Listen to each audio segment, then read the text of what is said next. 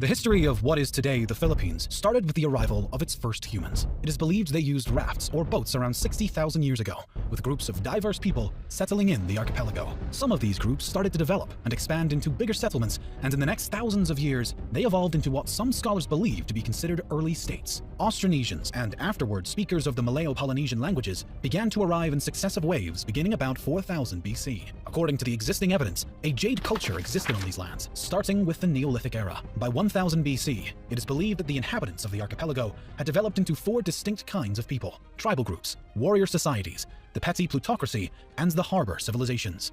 Also important to note is the fact that the metallurgy reached the archipelago due to trade with India. Around 300 to 700 AD, the seafaring people of the islands began to trade with the Indianized kingdoms in the Malay archipelago and the nearby East Asian principalities, adopting influences from both Buddhism and Hinduism. Some cultures of present-day Vietnam showed evidence of an extensive trade network. Artifacts and goods were traded, such as glass, agate, or gold. There were also other items present in the region which were most likely imported, including ear ornaments that have been found in archaeological sites in the Philippines, Thailand, and Taiwan. The Indian culture influenced the Southeast Asian region, starting with the 1st century. During the period of the South Indian Pallava dynasty and the North Indian Gupta Empire, Indian culture spread to Southeast Asia, and it reached the Philippines, which led to the establishment of new kingdoms largely influenced by the Indian culture and traditions. The date inscribed in the oldest Philippine document found so far, the Laguna copperplate inscription, is 900 AD. From the details of the document, written in Kawi script, the bearer of a debt, Namwaran, along with his children, is cleared of a debt by the ruler of Tondo. This is the earliest document that shows the use of mathematics in pre-colonial Philippine societies. A standard system of weights and measures is also demonstrated by the use of precise measurement for gold and other items, as well as in astronomy. From the various Sanskrit terms and titles seen in the document, the culture and society of the Manila Bay were that of Hindu Old Malay amalgamation, similar to the cultures of Java, Peninsular Malaysia, and Sumatra at the time. In the years leading up to 1000, there were already several maritime societies existing in the islands, but there was no unifying political state encompassing the entire Philippine archipelago. Instead, the region was divided into numerous semi-autonomous city-states under the rule of the plutocracy, while a number of states existed alongside the highland societies. These smaller structures alternated between being part of or being influenced by larger Asian empires like Maya Pahit.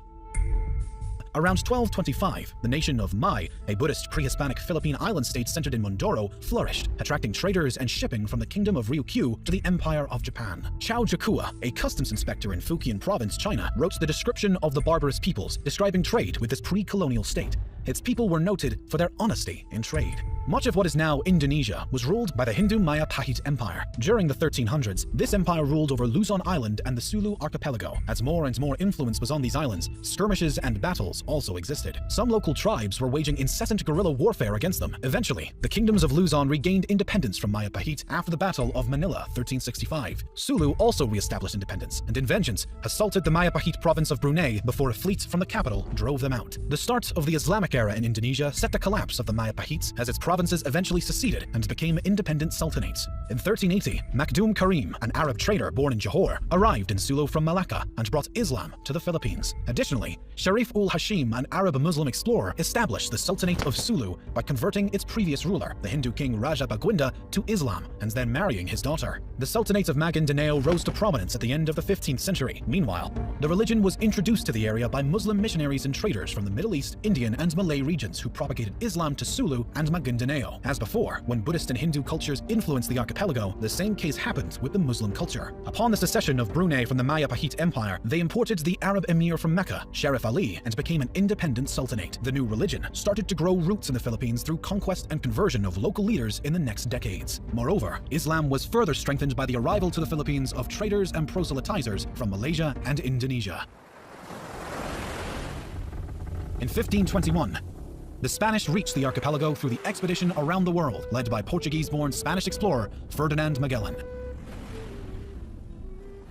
claiming the islands he saw for the Spanish Empire. He established friendly relations with some of the local leaders and converted some of them to Roman Catholicism. Because the Philippines are a large archipelago, the Spaniards started to explore many islands. However, the explorer Ferdinand Magellan was killed during the Battle of Mactan against the local ruler Lapu-Lapu. Over the next several decades, other Spanish expeditions were dispatched to the islands. In 1543, an expedition was led to the islands naming them Philippines, in honor of Philip of Austria, who became Philip II of Spain on January 16, 1556. The name was then extended to the entire archipelago later on in the Spanish era. European colonization began in earnest when Spanish explorer Miguel López de Legazpi arrived from Mexico in 1565 and formed the first European settlements in Cebu. Through diplomatic and military annexation of some lands, incorporating local states including the Kingdom of Tondo, the Spaniards established Manila as the capital of the Spanish East Indies. In 1578, the Castilian War erupted between the Christian Spaniards and Muslim Bruneians over control of the Philippine archipelago. The Christian troops were so diverse due to generally being made up of people under the Spanish rule, including Native Americans, namely Aztecs, Mayans, and Incans, who were gathered and sent from Mexico and South America to be led by Spanish officers that had worked together with native Filipinos in military campaigns across Southeast Asia. The Muslim side was also very diverse though. They were supported by the Ottoman Empire, with their troops consisting of Malay warriors and expeditionary forces sent by the Ottomans, which included mainly Turks, Egyptians, Swahilis, Somalis, Indians, and others. The conflict ended with a status quo antebellum. Just 20 years after the conquest of Luzon, remarkable progress existed in the work of colonization of the islands and the spread of Christianity. A cathedral was built in the city of Manila with an episcopal palace. Other monasteries and churches were built across islands, and more people started to convert to Christianity. Furthermore, Spanish and Mexican families settled in the new lands, creating stronger communities. Much of the archipelago came under Spanish rule, creating the first unified political structure known as the Philippines. Spanish colonial rule saw the introduction of Christianity, the code of law, and the oldest modern university in Asia. The Philippines was ruled by the Mexico-based Viceroyalty of New Spain, and after, the colony was directly governed by Spain. Many of the local people revolted in the next centuries due to some abuses made by the Spanish authorities. Their rule ended after the American-Spanish War at the end of the 19th century in 1898. The Philippines became a territory of the United States. The United States then established the insular government to rule the Philippines. In 1907, the elected assembly was set up with popular elections.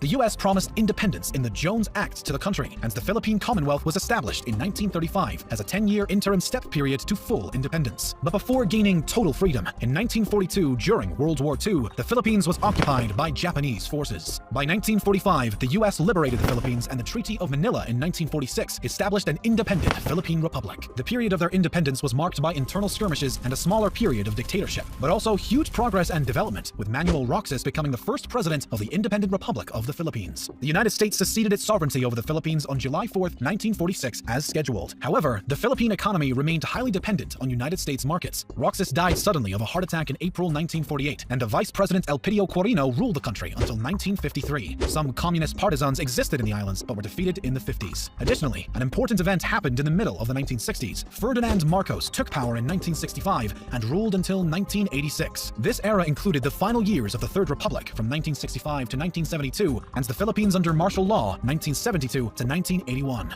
His reign was marked by dictatorship and instability. In 1986, Ferdinand Marcos was removed from power and replaced by Maria Corazon Aquino. Up to the present day, 5 other presidents ruled the Philippines.